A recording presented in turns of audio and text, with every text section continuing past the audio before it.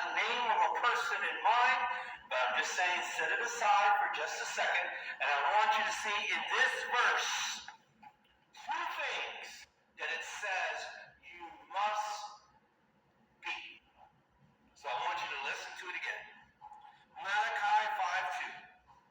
But you, Bethlehem Ephraim, though you be small among the clans of Judah, out of you will come for me one who will be ruler over Israel. So remember it says they're going to be ruler over Israel, whose origins are from old, from ancient times, O Lamb. Two things. It says, read it right there. Fact check me if you want to. It says, Bethlehem, you got to be born in Bethlehem. But now we're going to do some math. I bet you didn't know this morning when you came to chapel you were going to be doing some math. There's 12 tribes. Right? Because we don't count Levi because they don't get a territory. They're the priests. Okay? So the priests don't get a territory. They have to live among the Jewish people, and they get towns and sections among the Hebrew people, but they don't get a specific territory.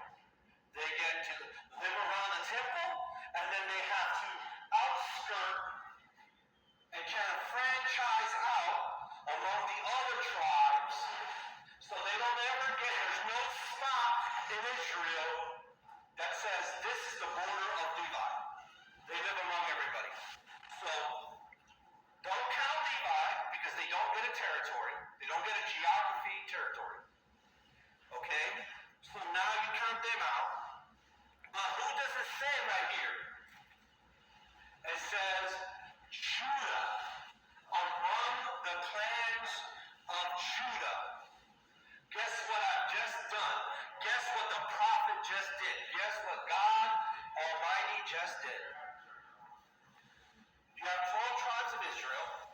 You don't count Levi. You have 11 out of 12. And you didn't know you were going to be doing math this morning in chapel service, but you're going to do some math this morning in chapel service. Take 11 out of 12. Okay? Now, if you didn't know, some of you have heard me say it before, and I'm going to the calculator. That's why I'm going to the phone right now. Okay? We call this teacher math. Okay? So imagine, okay, what you do when you give a test out, you have 11 questions, and you have 12 possible responses, and you get 11 out of 12 right, we say you got a 91%, or 91.6. That's teacher math. I always try to make my tests when I could make them.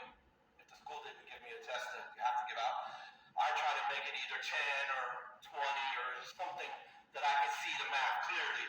But some people like to give out tests that have 9 questions or whatever. Then you got to do the teacher math. Okay, so what happened right there with Malachi is he just eliminated out of the entire population of all the Jewish people, he just eliminated for the possibility to be Messiah, he just eliminated 91.6% of all Jewish people. And gave only 8.4%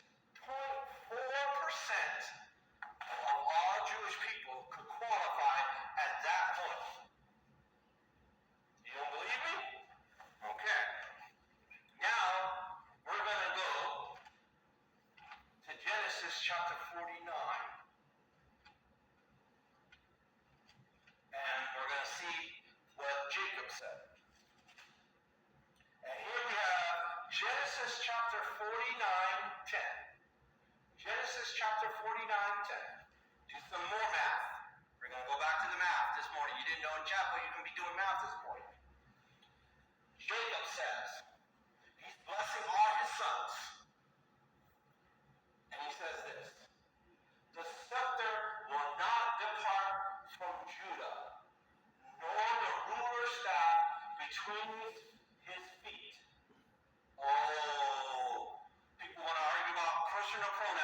days. Listen to this. And so he comes. This is Jacob.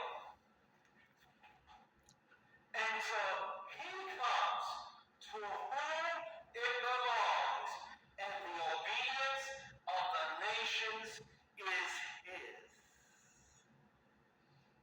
And the word nations here in Hebrew can be translated just like it is in Genesis chapter 12, verse 3, when it says that Abraham, through you all the nations of the earth shall be blessed.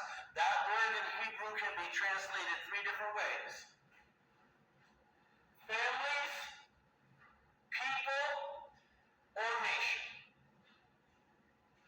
Because remember, all we're doing is, the Bible wasn't written in English, it wasn't written in Creole, it wasn't written in Spanish, I'm Puerto Rican.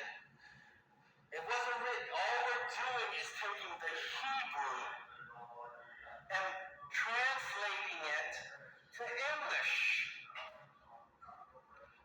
So, if you say to me in Spanish, amor, it means love. That's all translation is. It's not complicated. Some people will tell you that it's complicated. You just got to know one language to the other. That's all it is. Amor. But I can also say, yo te quiero, or cariño. And cariño in Spanish would be maybe like a mother to a son, or to a daughter. But you see how those variations that it can be. That's all it is. So the Hebrew word there is people, families, nations. That covers all of us, don't it? People, nations, families of the earth shall be blessed because of you. He says here, I'm going to read it again to you. The scepter will not depart from who? Judah. So who's getting it? What scepter? That's the king's staff there. Out of all the sons that he has, he's saying before Jacob dies, which is the grandson of Abraham, the scepter is going to go to who? To Judah. So if you're going to be Messiah, where are you going to have to come from? Judah. So out of all the tribes of Israel, 11 out of 12, you're out of the equation. 91.6%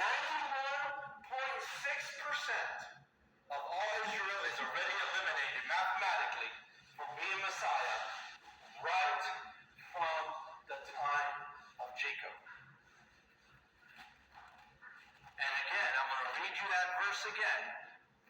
Right from Malachi. We read it every Christmas. But you, Bethlehem Ephraim, though you be small among the clans of Judah, one of you will come from me, who will be ruler over Israel, whose origins is from ancient times, everlasting. So in order to be Messiah, you have to be born where? Bethlehem. And you have to come from what tribe? Judah.